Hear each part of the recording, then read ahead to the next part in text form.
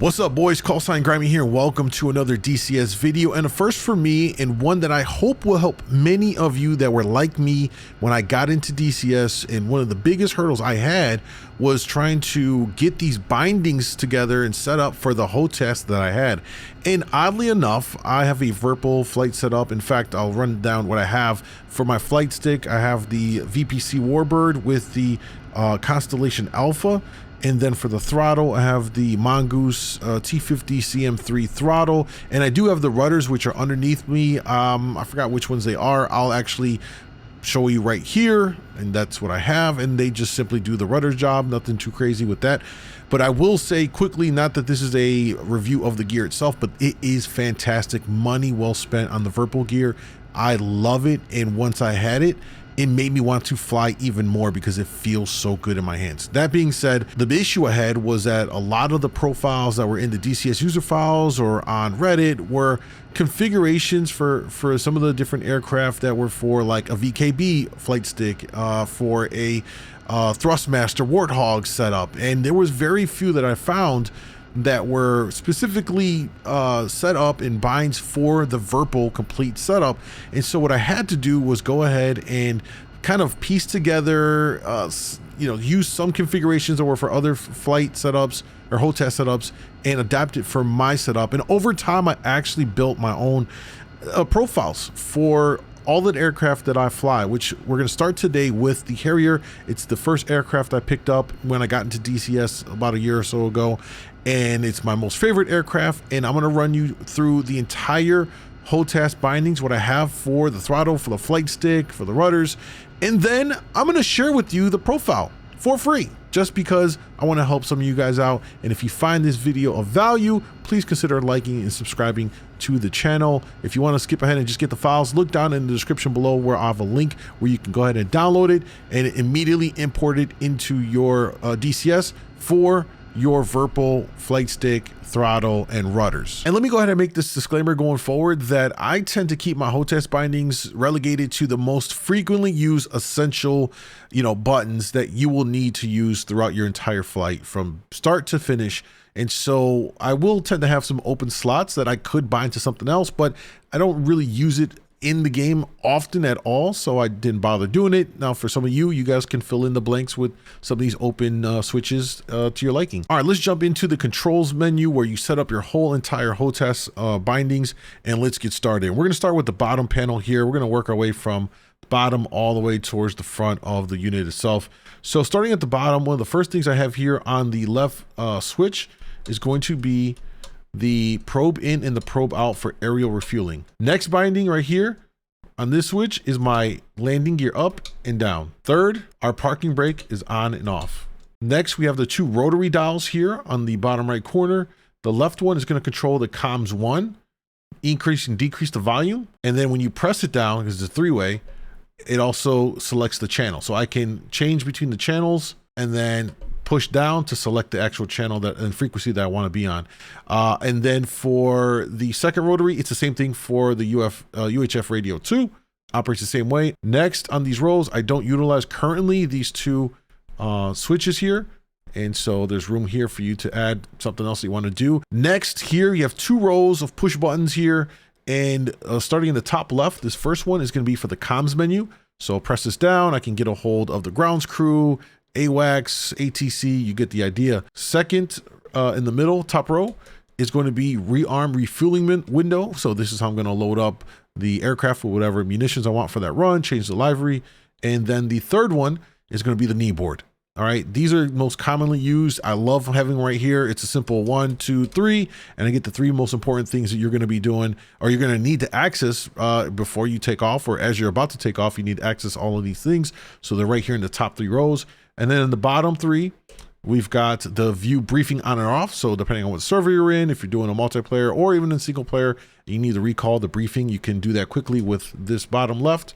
In the middle row, it's empty. And then in the bottom right, this is the throttle cutoff specific for the Harrier. So if you go to land and you need to do, for instance, a repair on the aircraft, you need to kill the engine, you hit the throttle cutoff, that will stop the engine so that you can do your repairs. And then you can go through the cold start resequencing abbreviated version, since you don't have to do everything all over again, just to kind of get the engine going again and then take off. So that's the bindings right there. Also, with this throttle, you have 5 modes. So you can bind all of these even further. I do not. I just have it on 1, and everything is on this first mode. So you can dive, as I said before, way deeper in binding some other things, additional stuff on here. You can have mode 1 to be your pre-flight, prior to taking off setup. You can have mode 2 while you're in the air. Mode 3 can be when you're in attack or you're actually engaging. So you can really go a lot further with this mode system than I have. But what I have here for my setup is the essential cores that you need to get rolling and get set up. Next, we have here the flaps. Now this is used for the flaps in most other aircraft. However, what I wanted to do with this one and what I use it for is going to be, and we need to go to all axes here, and we have this bound right here to our nozzle stow stop. So if you look in the Harrier, and we'll go back out here, you'll take a look. This is what we use to change our stow stop right there. And I love it because it's very fluid. It's easy to do. Now these two over here, again, I don't have them bound to anything. We'll take a look back here in the adjust control section. They're just not bound to anything. Again, you could do something with them, but I haven't figured out what I would want for them, and so they're left alone. And that is everything that's on the base of the throttle itself. Now let's go ahead and move over to the actual grip here, where there's a lot more on here, okay? We're gonna kind of work from left over to the right. So starting in the end right here, currently nothing is bound to this. You could do something with this if you want. There's a 3-way, to increase, decrease. You can also push it in if you want. And then we have here on the pinky is where my pinky rests. There's a little button right here. And this one currently is for the helmet visor toggle. So if I want to pull in the visors and NVGs, I can quickly toggle that. So I'll use that for that. Next here, we have a 3-way hat switch. And so this one is for my countermeasures for my shaft and my flares. And then there is a 3rd depress, which I don't have bound, and you can use that for something else to your liking. Next is the little slider. And I use this for my zoom. I love this in all my aircraft. This little slider right here is all for my zoom view. So you'll see it right here bound in the bottom, zoom view. So we're in an aircraft and you can see with the zoom, this is what it looks like. I can move forward, I can go back. So when I'm in the air and I need to look down on the ground, I can lean over, look over, and zoom down in to kind of look at it, zoom back out real quickly. And one thing I should note with that is that I do have a curve on this, and that axis curve looks like this, dead zone of 5. Saturation on the Y 75, curvature is a 20, so that it's real subtle on that first movement. It doesn't fly in. You don't fly in super hard to the zoom. So it's a more gradual, easier kind of curve, and it works out well for me. You can adjust this to your own taste. And then as we move here to where my middle finger rests on the grip, this is a 5-way hat switch. And at this point, I use this for a couple different things. Up and down is going to utilize the flap modes. So it's going to change the flaps up, down through the various modes. And we'll take a look here and you'll see for yourself. As we look at flaps, down goes into all the way down, and then up goes all the way up. So you just kind of hit it to where you want it to be, up, up, or down, down. Leave it in the middle for auto, and that's how we use the flaps right there. Next, the left and the right on this are going to work the auto flight controls. So when I hit right, it turns on auto flight controls. When I hit left, it locks in the altitude hold. Very, very important bindings, because when you're doing a bombing run, you want to lock in yourself in a specific altitude, especially when you're dropping your payload. If you're dropping GBUs, as these weapons come off of the racks, your plane shifts its weight and it can rock around. If you're trying to fly manually, it can throw you off if you're trying to maintain a course. So lock yourself in, utilize this. This should be used very often, your auto flight controls, and that is on this 5-way hat switch right here. Next, we have the joystick on the forefinger, and that is going to be controlling a very important part of the aircraft. We go to axes command, and we're going to see right here that we are controlling the TDC slew. This controls the X and the Y axes, plus you can press down on it, click down, and that's going to get us the TDC depress. So we're going to have to go back out to all but commands. We press down and it gives us our TDC down action position. One big thing with the joystick controller here is that you want to get that curvature right. so that as you're slewing around, the T-pod isn't flying all over the place super fast. So go into the axis tune and set yourself up with whatever you feel comfortable with. For curvature here, I have it as a dead zone of 5. Curvature 25. It works for me so that I can make a little bit of adjustments here and there to get over a target, to line it up, to put it in as a target of opportunity, or to laze it. You kind of get the idea. So super, super important right here. Here we are on the right side of the hand grip, and there's a variety of buttons and switches here that we can utilize. So let's talk about this first one right here, which is very important for me. This is where I have all these sensor select buttons mapped to on the HOTAS. So we're gonna have sensor select left, right, aft, forward, and then depress down and sensor select down for that one. So 5 ways, and you're going to use this one a lot, and it's pretty convenient to have it right there where your thumb is, because you're going to be using the sensor select left to change through your map, through your RWR. When you go sensor select aft, you're going to change through your LST. You can change your laser code. You can go to TV mode. You can go sensor select forward, so put it into INS. Sensor select right for your FLIR, white hot, red hot. And so a lot of functionality in one area with your thumb. You can cycle and do quite a few things. Very, very important. And that is right there for you. Now, sliding just behind that 5-way switch, we have this single button right here. And this is a very important one as well. This is what I have bound to the waypoint increment to cycle through your waypoint increments. Also to cycle through your target of opportunities when you're doing a run and you want to switch over to them. And so when you hit it, you can see here, it's going to switch through your waypoints 1, 2, 3, 4, 5, 6. This is also important now because you have to press and hold it down to change from target points to waypoints.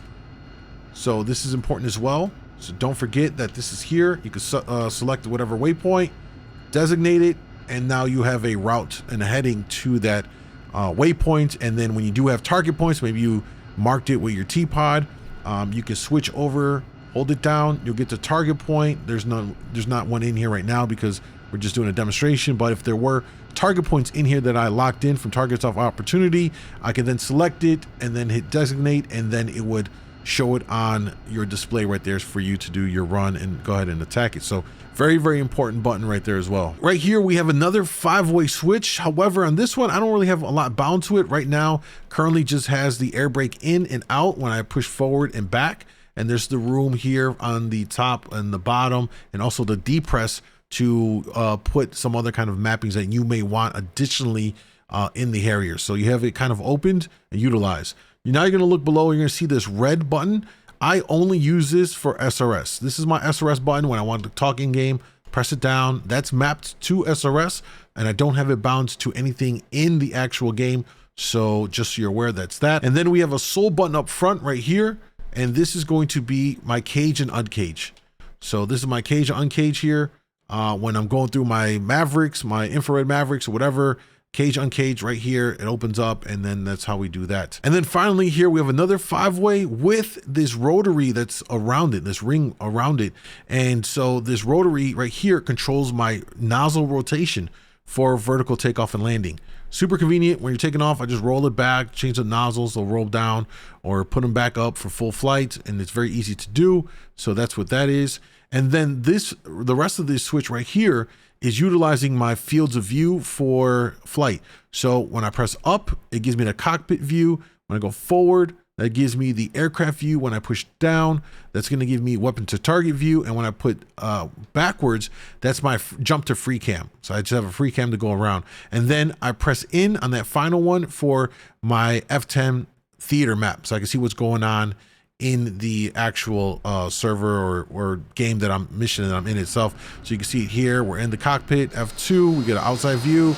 F3, it doesn't work because we don't have any weapons out. Then we hit back, we got the free flight field of view, and now we've got the free cam. We kind of go around, do whatever. And then finally, we press in for our F10 map. All right, let's move along to the flight stick here, which is the Constellation Alpha VPC on the Warbird. We're going to start here at the top left with the thumbstick here. This is another axis control, and I mirrored it for the TDC just in case I wanted to maybe perhaps use my joystick on the flight stick to control it. I normally use the joystick on the throttle itself for TDC, but it's on there just because it was free, and why not? I have options depending on how I'm feeling. Next, here we have the red button, which is going to be the bomb pickle release. All right, so this is going to launch rockets, your Mavericks, your JDAMs. This is the pickle release right there, self-explanatory, and it's red, so easy to remember. Right below it, another 5-way switch system here, and this is also going to be bound to my sensor select. I have it mirrored as well. Same thing, sensor select left, sensor select right, sensor select aft and forward, and then down as well. So I mirrored it because I have the bindings and you have the room to do it.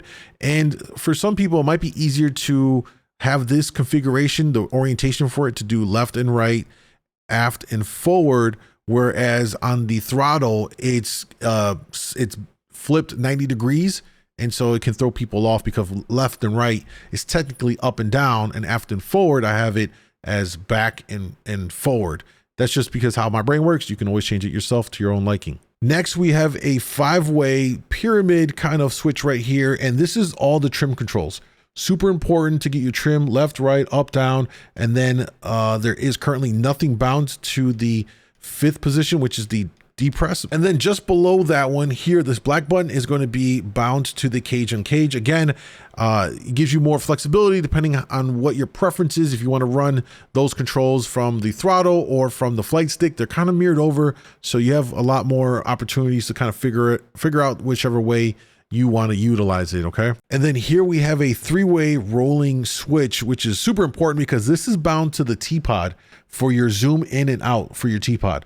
So you'll zoom in as you need it, go back to zoom out. Pretty self-explanatory. And there's currently nothing assigned to the depress. So you can zoom in, zoom out, and maybe there's something there you can utilize for that 3rd one. And then sliding over here to the left side, another 5-way switch where your right thumb will rest on.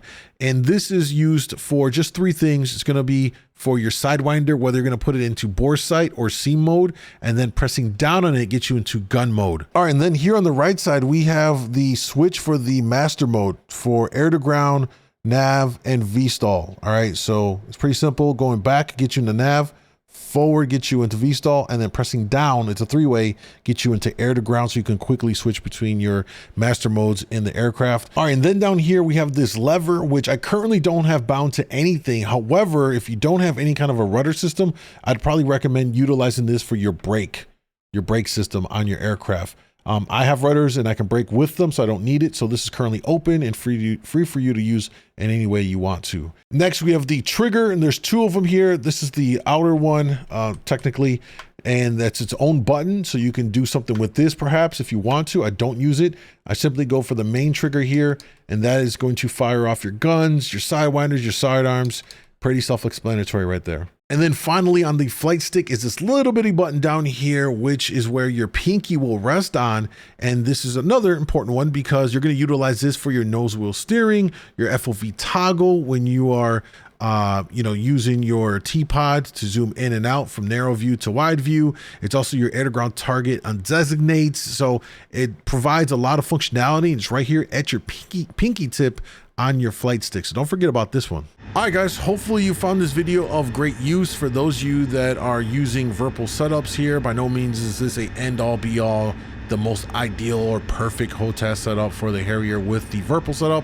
It's just how I have it set up, that it functions very well for me. It keeps me on the flight stick and throttle the most without having to do a lot with the mouse to click around. Majority of everything I can do is done right here with the setup, cycling through whatever I need to on my pages, pulling up the TV. You kind of get the idea. If I had a T-pod on here, I'd pull up the T-pod.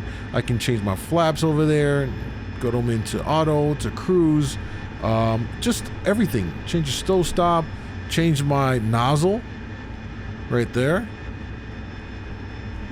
So everything is all rigged up, ready to go. Just upload the profile to your HOTAS and you can toy around with it and tweak it out to fit what you want and use it as a base template for yourself. All right, thank you guys for watching. Hopefully you enjoyed it. If you did, consider liking and subscribing to the channel, and I will be doing other videos just like this covering the Apache and the F-18. All right, thanks for watching, y'all. Callsign Grimey out.